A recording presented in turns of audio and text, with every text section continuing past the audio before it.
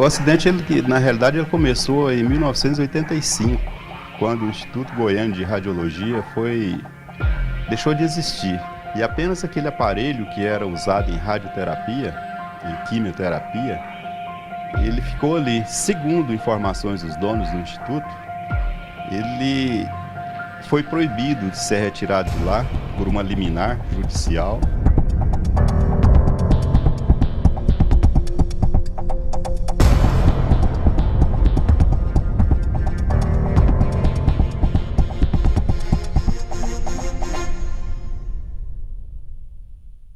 Aquilo ficou abandonado lá num local que só tinha uma parede, duas paredes e a coisa jogada lá.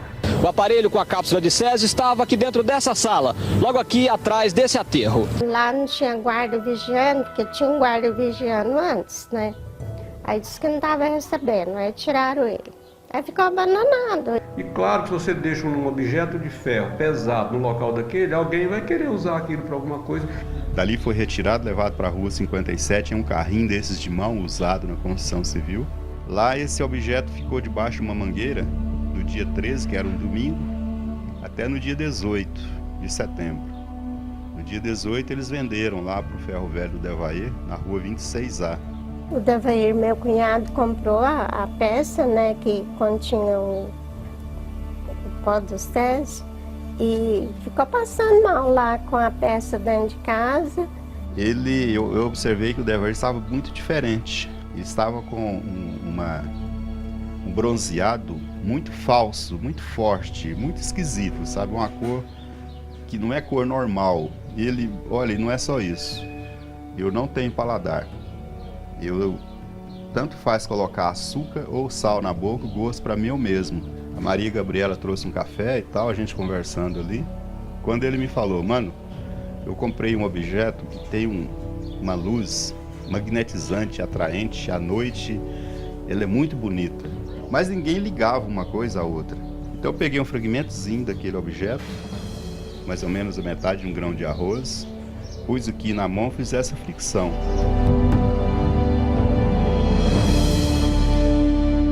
E aí um dia eu fui e chamei meu marido de atenção, né? Eu falei, nossa, vocês são os irmãos muito unidos, seu irmão está passando mal já há uma semana, você não vai lá. Aí ele foi visitar o irmão dele. Chegou lá, pegou, conheceu a peça, né? E ele enfiou uma chave de fenda dentro dela e tirou um pouquinho do pó e levou para casa. E colocou no chão do quarto e a Leide, a Lucimar, tudo ficou brincando com aquilo ali, né? Achando bonito. Quando eu vi, eu tive assim, uma sensação de pavor, medo, sabe? Aí a Leide foi e deitou no chão, no cimento, e ficou brincando com aquilo. A mãe dela estava preparando o jantar, cozinhando ovos. Ela veio com a mãozinha, evidentemente deveria ter partículas, né? Ela pegou um ovo cozido e ingeriu, comeu esse ovo. Fui tomar banho. Quando eu saí do banho, ela estava terminando de comer o ovo cozido com a mão suja. Uns 15 minutos depois, ela começou com crise de vômito. E alguma coisa me dizia que era algo sério, sabe? Mas no momento que ela estava passando mal, eu fiquei muito preocupada. Mas no outro dia amanheceu normal, brincando. A gente culpou o ovo que ela comeu. Mas só uns 3 dias depois que a gente foi saber realmente do que se tratava. Aí o Ivo foi na casa do Devair e também falou com ele. Falou, olha, tem gente falando que esse negócio aí é veneno, é radioativo. E isso pode estar causando muito mal. Pode ser isso que está causando esse mal. Então eles foram ligando uma coisa à outra. Daí, na segunda-feira, a Maria realmente se convenceu de que ela deveria fazer aquilo. Ela deveria ir lá buscar a peça e levar para a vigilância sanitária. O Devair tinha muito amor por aquilo. Quando alguém falava para ele, esse aí está causando problema, ele, não é esse aqui. Eu amava a pedra. Eu pegava a pedra e levava para fora. Depois, muitas vezes cansei de tomar cerveja num copo em cima daquela pedra. Nós convivemos junto, eu e essa pedra 8 dias. Ou seja, ele era apaixonado. Tanto que ele deixou uma frase, entre aspas, eu me apaixonei pelo brilho da morte. Ele gostava daquilo ali. A Maria Gabriela foi buscar aquela peça para levar para a vigilância sanitária. Colocaram aquilo em um saco de estopa, jogou nas costas, né? O Guilherme levou aquilo de ônibus urbano. Eles andaram mais ou menos 2 quilômetros até descer ali na Independência, na rua 6, setor aeroporto, 6A. E de lá foi para a Vigilância Sanitária, que funcionava onde hoje funciona o Centro de Assistência aos Radioacidentados.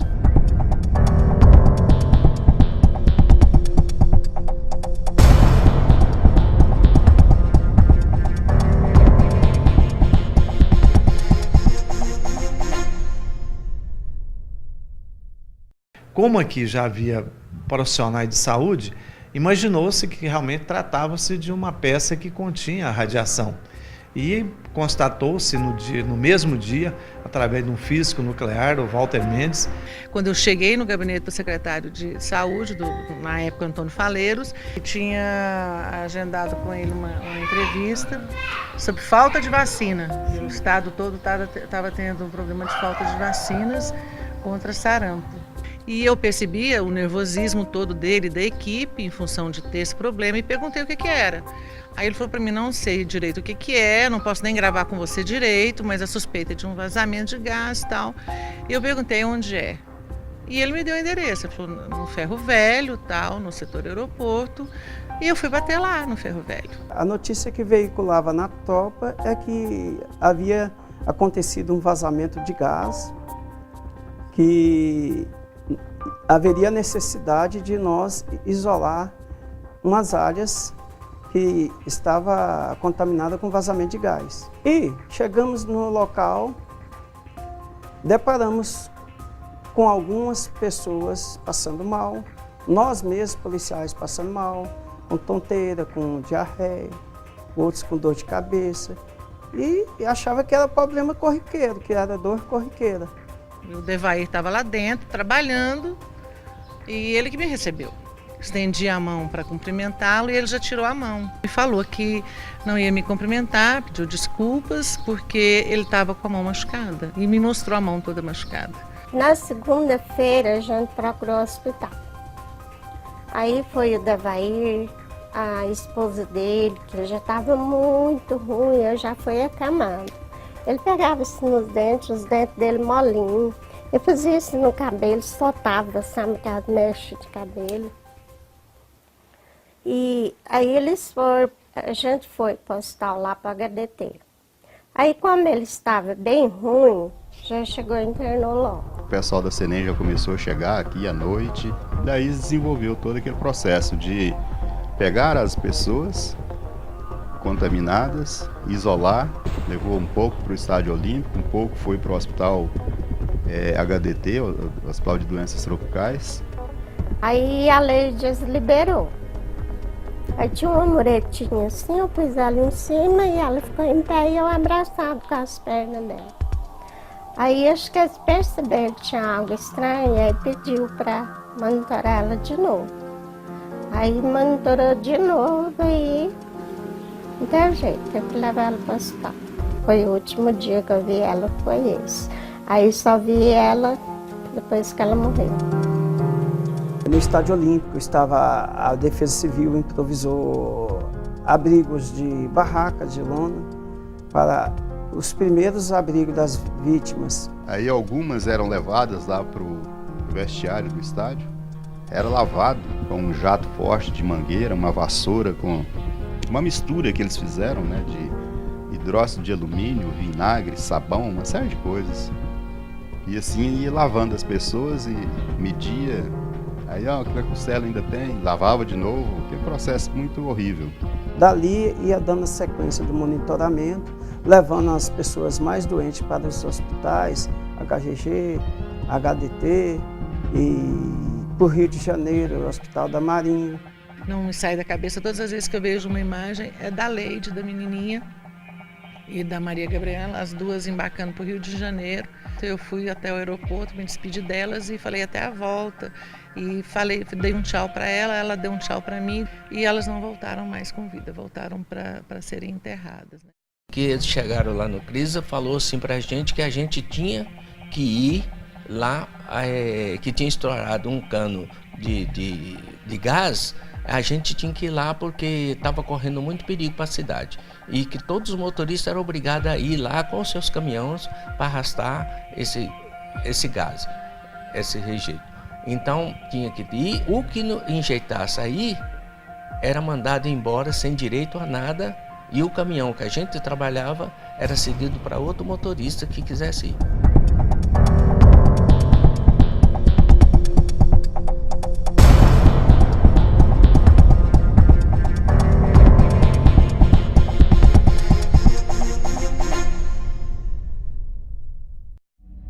E a gente saía mais ou menos na base de 2, 3 horas da manhã para não se encontrar ninguém na rua, para não chegar perto desses caminhões. Aí a gente estava como inocente, né, nessa parada aí, arrastando a morte sem saber que a gente estava sendo, né, ameaçado. Eu fiquei em contato com o pessoal que trabalhou lá. Nós ficamos tudo juntos, ficamos tudo junto no alojamento só, tudo misturado com o outro. E o trem era perigoso, não sabia nada que era perigoso. Para isolar ninguém chegar. E o povo queria chegar, porque a gente estava arriscando. Assim, gente, vocês não podem chegar, nós não sabemos o que é isso daí. Isso é coisa perigosa. O acidente com o Césio 137, ele foi também, principalmente, foi um acidente de informação, por falta de informação. Mesmo os técnicos da Comissão Nacional de Energia Nuclear não sabiam o que estava acontecendo. Os policiais que trabalharam na vigilância dos focos, os bombeiros que trabalharam com as vítimas, os médicos, enfermeiros, técnicos de enfermagem, todo mundo que trabalhou conosco, minimamente foram irradiados. No fim, depois de 10 anos, que deu sintoma na minha perna. Quando eu cheguei no hospital, que era para fazer os exames, contei para o médico para me examinar, quando eu falei para ele, e antes de examinar, ele falou para ele, não, isso não é radiação. Eu falei assim, não, doutor, mas o senhor não sabe? Aí ele falou assim, não, é radiação, vai ter que cortar a sua perna. E aí já mandou a moça que estava lá, atendendo lá, já mandou ela arrumar lá um quarto para me internar. Fomos convidados para descontaminar Goiânia, mas sabendo que é Césio. O que é Césio? Nós não sabemos. Porque chegava a marmita de almoço, você pegava e sentava em cima do tambor. Eu tenho foto em cima das caixas de rejeito, quer dizer, em cima da morte, eu estava lá em cima dos contêineres, sem saber que estava a morte ali dentro. Depois de alguns dias, é que eles começaram a usar algum tipo de EPI, algum tipo de equipamento de proteção. A gente vestia esse macacão, põe essa canetinha, se caso fosse pegasse alguma radiação, essa canetinha pulava no bolso da gente como se tivesse a gente pegando nela, ela pular. Aí a gente tinha que tirar ela, olhar de quanto de radiação estava. Começou a vir os médicos de fora, aí começou a explicar as coisas pra gente. Como eu sou curioso e conversador, aí eu fui informar o que era o Césio. Com 3 dias que eu estava lá, foi um jornalista lá, uma gravata branca, veio perguntar, e não podia falar, e eu falei. Isso aqui é mentira, não é vazamento de gás, não, é Césio 137, mas sem saber.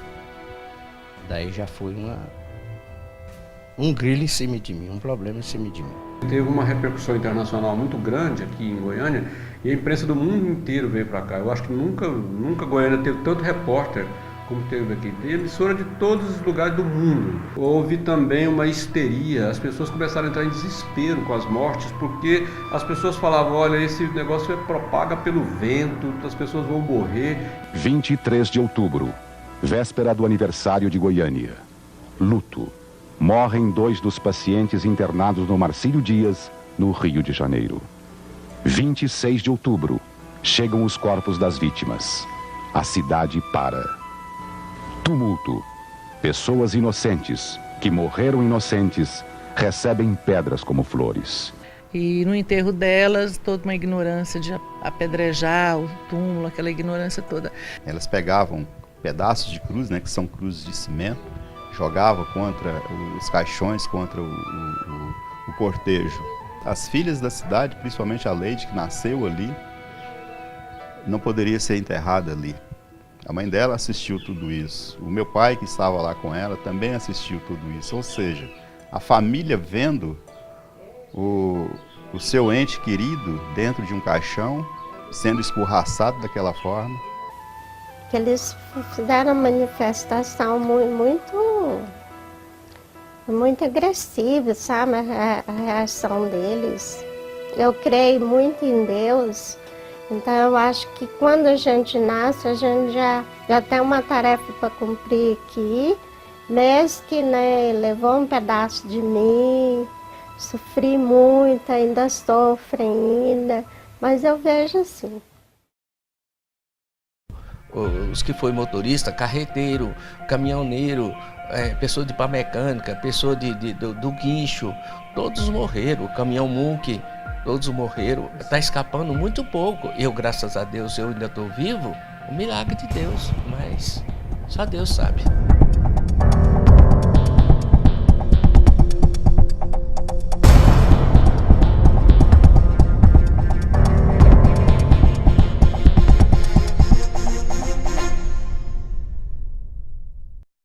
O Baianinho morreu, que era um carregado geral. O Carlão, operador, morreu. O comboeiro, chamado de Cardoso, morreu lá dentro. Você não sabe quantos graus de radiação ele morreu. Houve morte a curto, a médio e a longo prazo. Mais a médio e longo prazo. E o câncer atacou eles muito imediato. Teve um motorista nosso, eu acho que não passou 2 meses, que era um motorista de um caminhão trucado. Não passou 2 meses, ele morreu. A gente perdeu o direito de ir e vir, a gente perdeu o direito de trabalhar. Você tem certeza que elas não estão bem como merecem estar? Eram todas muito pobres, muito humildes, careciam muito de assistência e proteção. Então, muitas famílias se desestruturaram para isso. A maioria dessas pessoas convivem e sobrevive com apenas um salário mínimo. Aqueles que recebem do governo estadual, nem um salário mínimo porque hoje essas pessoas recebem R$ 788, ou seja, é o salário mínimo de 2 anos atrás. Eu gasto por mês R$ 1.268 de remédios todos os meses que eu tenho que comprar. Agora, para quem ganha salário mínimo, como que você vai sobreviver? Se nós somos cadastrados, é para que tenha direito ao IPASGA. É o que nós recebemos de assistência, medicamentos, esses outras coisas, nós não temos assistência. Lá na instituição que foi criada para dar assistência às vítimas, tem ótimos profissionais. Tem muitos médicos de várias especialidades, tem psicólogos, tem dentista, tem assistente social, mas não tem o principal, que é o medicamento. Isso é uma das coisas que mais nos revolta. E olha que nós temos ótimos médicos lá. Não tem nem um caso aqui, ó, que tem os médicos bons que nós temos lá. Mas eles não podem comprar o remédio para a gente, né? Quem tem que dar é o governo. Cortou. Hoje eu teria que tomar 5 medicações de uso contínuo, só estou com 2. Porque os outros eu não dou conta de comprar. A razão dessa demanda de medicamento estar reprimida nos últimos anos aqui no Centro de Assistência é exatamente porque nós saímos de uma situação da Fundação Lei das Neves que tinha autonomia financeira para disponibilizar qualquer medicamento naquela época, até 1999. E o que não está dentro da farmácia básica é o Centro de Medicamento do Juarez Barbosa, a Central de Medicamento de Alto Custo do Juarez Barbosa, exatamente se presta a isso. Evidentemente que depende de processos, né? Se tem alguma sequela que a gente pode dizer que existe com os radioespectados é do ponto de vista psicológico. Principalmente porque é difícil eles se desgarrarem do fantasma da radioatividade. Você tem a doença maior, é a depressão. Hoje nós sinto rico, nós sinto realizado com isso. Vocês têm interesse hoje de ligar para nós para ver como que nós estamos. Nós estamos mortos. Só falta enterrar. Já adultos que viveu a época do acidente, às vezes me fala, não, Odesson, o problema é que o governo fala que está tudo bem com vocês. Então, esse está tudo bem, a gente entende que o acidente acabou realmente. Só que não, o acidente não acabou. É triste, viu? Você não pode ficar à vontade, você entrar num restaurante, você sentar, almoçar com sua família, que o pessoal falava assim, não, você não pode ficar aqui não, rapaz. Você é bolar, aqui não é lugar seu não. Eu fui discriminado por um deputado. Quando eu fui dar a mão para cumprimentá-lo, ele pôs a mão no bolso, aí eu pulei nele e abracei. Eu percebi que ele estava com medo de mim, aí eu abracei com ele. Ele tremia assim nos meus braços. Mas o preconceito sempre aconteceu, sempre acontece. Tem muita pessoa que fala que homem não chora. Mas todo homem chora. Ele chora quando ele leva um tapa na cara. Ele chora quando leva uma decepção dessa. E depois a exclusão. Você está no meio de um grupo, você sai dali, quando chega perto dos outros, o povo corre. Ou não sei. Sempre, depois que acontece um problema, é que vem a fiscalização. Então a gente não construiu, nem naquela fase, acho que até hoje não construiu, a mentalidade de primeiro mundo, que é prevenir os problemas antes deles acontecerem. Há 30 anos aconteceu e ainda as coisas estão acontecendo aí e a gente não está vendo. Infelizmente, uma tragédia aconteceu que ela sirva pelo menos de alerta para que essas pessoas continuem tendo atenção médica, psicológica, psiquiátrica, em alguns casos também, com tudo que elas têm direito, porque elas foram vítimas.